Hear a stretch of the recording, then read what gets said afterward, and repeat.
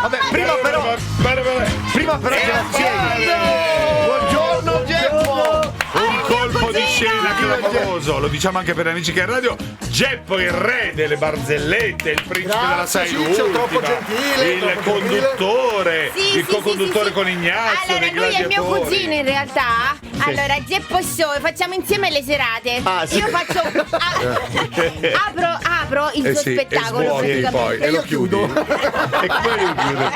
Allora ci siamo, vai. Allora, vai, una. Allora, una secca, dai. Allora, siamo in un castello di quelli delle favole, quelli incantati. Sì. no? Anche tu! Sì, adesso dico così rimango in tema. A un certo punto da un corridoio si sentono dei passi veloci e esce un principe impanicato che scappa e dietro una principessa con una scarpetta di cristallo in mano Attenzione. che gliela sta quasi per tirare. Lui mentre scappa impanicato si gira e gli fa: Biancaneve, ma perché ce l'hai con me? E questa con sta scarpa a mano gli fa: perché sto Cenerentola, stronzo!